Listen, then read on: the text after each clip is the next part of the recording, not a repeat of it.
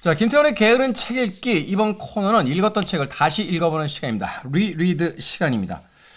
코로나로 인해서 전세의 경기가 불황이다라는 이야기를 하게 되는데요. 이 특별한 시국에도 호황을 누리고 있는 산업이 있다고 합니다. 눈치를 채셨겠습니다만 바로 택배, 배달의 민족 같은 유통업입니다. 사람들이요, 많은 물건들을 바깥에서 소비할 수 없게 되자 이제 집으로 그 물건들을 배달시키고 있다는 거죠. 이 유통업 이외에 또 하나의 아주 특수한 산업이 호황을 맞고 있다고 하는데, 그 산업은 다름 아닌 와인 수입업입니다. 와인 수입업.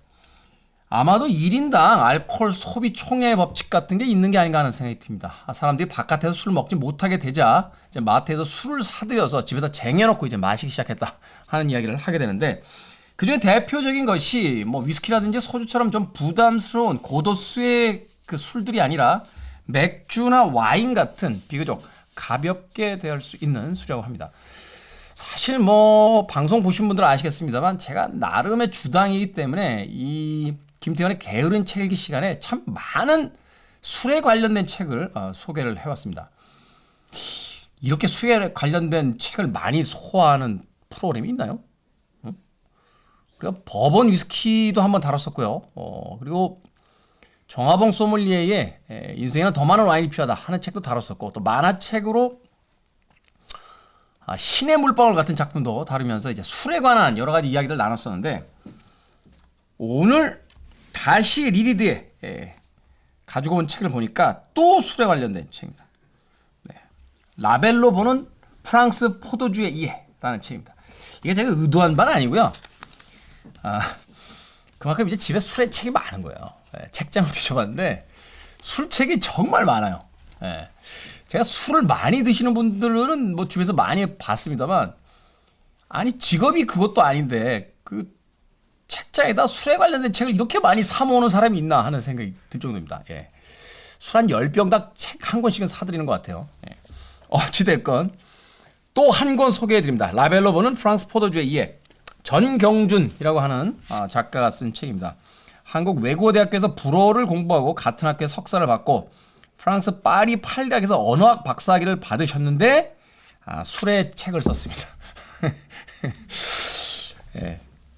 불어를 열심히 배워서 프랑스 포도주를 이해했다. 뭐 이렇게 이해하면 되지 않을까 하는 생각이 들군요.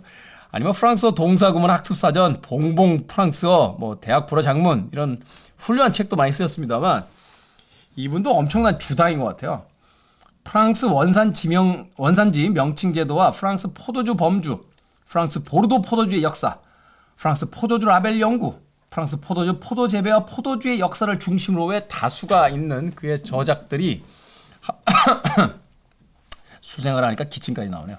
한마디로 프랑스 와인에 관한 책이다라는 것은 꽤나 인상적인 것이 아닌가 하는 생각이 듭니다. 그래서 다시 책장을 뒤져서 오늘 리리드 어떤 책을 해볼까 해서 골라낸 책이 바로 라벨로 보는 프랑스 포도주의 이해입니다. 이 라벨이 굉장히 어렵습니다. 뭐 이상한 글씨, 저는 불문과를 나왔는데도 모르겠어요. 불문과 나왔는데 라벨 못 읽는 건 나밖에 없는 것 같아, 대한민국에. 그래서 골랐던 책이에요. 서점에 가서 자, 이 책 한 권만 보면은 프랑스 포도주 라벨에 대해서 다 이야기했구나. 심지어 책이 얇습니다. 우리가 항상 하는 이야기입니다만, 책을 고를 때 최고의 어떤 첫 번째 기준은 책의 두께입니다. 두께. 두꺼운 책 절대 사지 마십시오. 두꺼운 책은 20, 30대 때 혹은 석사나 박사들이 보는 거예요. 우리 같은 사람들은 책을 고르는 첫 번째 기준은 바로 이 책의 두께가 될 텐데, 결과론적으로 얘기하면 꽝입니다. 이 책도. 이 책도 왜 꽝이냐면 이런 거예요. 수확 연도가 매우 훌륭한 포도주란 무엇인가?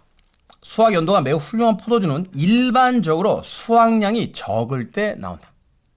그러니까 그 해에 수확이 적어질수록 포도의 수확이 적어질수록 아주 좋은 포도주가 되는 수확 연도가 나오게 된다.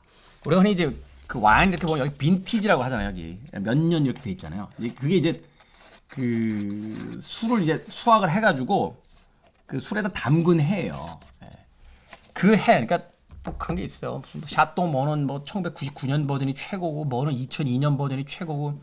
제가 최근에 마시고 있는 저 화이트 와인이 있습니다. 꽁드리오라고 북부 론에서 나오는 거 있어요. 이북 후에롱이라고 아주 그 잘 만드시는 분이 만드는데, 뭐 세간에는 2015가 더 맛있다, 2018년 강글로프가 맛있다 이러는데 제가 아마 우리나라에서 제일 많이 먹었을 거예요. 꽁두리오는 2017 르샬레가 제일 맛있습니다.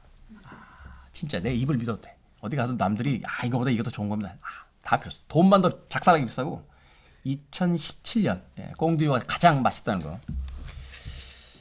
무슨 얘기를 하려고 여기 왔죠? 그 얘기 알죠. 그러니까 수확량이 작을 때 좋은 생산 연도의 어떤 포도주가 나온다. 일반적으로 여기서 함정이 생깁니다. 물론 1989년이나 1990년처럼 기후 조건이 매우 좋아 양과 질이 모두 높을 수도 있다. 이 두 줄이 바로 이 책의 정체성의 모든 것입니다. 뭐냐? 우리가 이런 얇은 책을 읽을 때는 딱 한 줄로 정리된 뭔가 정의를 얻고 싶은 거잖아요. 그렇지 않습니까? 그러니까 수확량이 적으면 그 해 연도 좋다. 오케이. 요거 한 줄 딱 이해하면 되잖아요. 근데 그 뒤에 한 줄이 더 붙어요. 그러나 그렇지 않은 해도 있다. 그럼 뭐 어떡하라는 거야? 응? 아니 그러면 수확량이 적을 때 좋습니다 라고 했는데 아니요 2018년 2019는 양도 많은데 좋습니다. 그럼 먼저 얘기한 사람은 뭐가 돼? 바보가 되는 거예요. 내 딴에 책을 보고 공부를 해왔는데 아무 쓸데가 없는 거예요. 그러니까 이 책은 그런 이야기들을 들려주고 있습니다. 어느 지역에 가면 그랑크리가 가장 좋은 와인이다. 외웠어. 좋아. 그랑크리가 제일 좋은 와인이야. 그러나 다른 지방에 가면 프리미어 크리가 더 좋은 와인이다. 어떡하는 거야? 그럼 도대체? 이거 그랑크리 좋은 술이네요. 이게 제일 좋은 거 아닙니까? 라고 했는데 이 지역에서는 이거보다 윗단계 프리미어 크리가 있습니다. 라고 또 얘기를 한다는 거예요. 그러니까 와인이 그만큼 어렵습니다. 사실 이 책을 보면서 조금 배운 점도 있긴 있어요. 이게 뭐냐면 이제 와인의 라벨에 보게 되면 이제 도메인이라고 해서 생산자가 나옵니다. 어느 그 생산자가 만들었는지 이게 되게 중요해요. 그러니까 같은 지역의 밭을 가지고 있어도 누가 만들었는지가 되게 중요합니다. 요 위에 지역이 이제 나와요. 말하자면 이제 뭐 프랑스나 뭐 이태리처럼 아주 큰 국가 단위는 뒤에 조그맣게 들어가는데 앞에 이제 말하자면 어떤 이런 거죠. 뭐 부르고뉴, 보르도 이렇게 아주 큰 산지를 대표하는 그런 제목이 나옵니다. 그리고 뭐 그 부르고뉴나 이제 보르도에 있는 밭의 이름이 나와요. 밭의 이름이 나오고 농장의 이름 이런 게 나옵니다. 라벨을 이해할 때 가장 상식적으로 이해하는 건 이렇게 이해하면 된대요. 그 라벨에서 강조하고 있는 지역이 작을수록 그러니까 부르고뉴나 보르도는 아주 큰 지역이잖아요. 큰 지역의 이름을 크게 써놓으면 그 지역을 강조한 거잖아요. 그럴수록 싸구려라는 거예요. 밭의 이름, 생산자의 이름으로 더 이렇게 작은 단위로 가는 것들을 더 강조했을 때 이게 좋은 와인이다 하는 거 하나는 제가 배웠어요. 그 정도만 알아도 이 책 한 권을 읽은 어떤 답이 되지 않겠습니까? 왜냐하면 와인을 좋아해요 라고 하는데 와인 라벨을 우리가 항상 뭘 좋아해요 라고 했을 때 뒤에 따라붙는 얘기가 있어요. 저 음악 너무 좋아해요. 근데 잘 몰라요. 저 와인 너무 좋아합니다. 근데 잘 모르죠. 뭐 이상하잖아 이거는. 왜 좋아한다면서 몰라. 저는 짜장면을 정말 좋아하는데 잘 모릅니다. 이렇게 얘기 안 하거든요. 되게 이제 와인에 와서 이제 발목이 잡히는 거예요. 왜냐면 이게 되게 비싼 어떤 취향이기 때문에 1,000만 원, 2,000만 원짜리도 있고 뭐 일반적인 와인바에 가서 좀 먹어볼 만하다 그러면 10만 원, 20만 원 뭐 금방 올라갑니다. 또 그렇게 비싸게 이렇게 사가지고 분위기 좀 잡아보려고 했는데 또 눈치 없는 자식들이 원샷 때려버리면 이거 또 완전히 망가지는 상황이거든요. 사실은 우리의 소비를 결정하는 것은 그 소비의 대상에 대한 지식이 아닐까 하는 생각이 듭니다.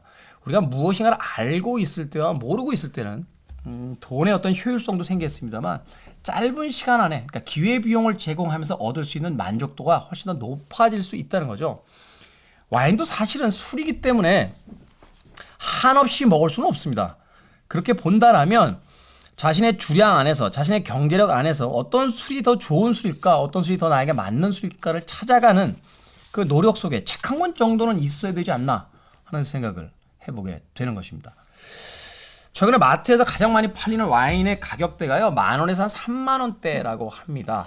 너무 싼 거 아니야? 라고 하는데 소믈리에들에게 이야기를 들었더니 한 30,000원 정도 마트에서 팔리면요 샵에서는 한 50,000원 정도 이상이 된다고 합니다. 그러니까 대개 1.5배에서 2배 정도로 생각을 하면 된다는 거죠.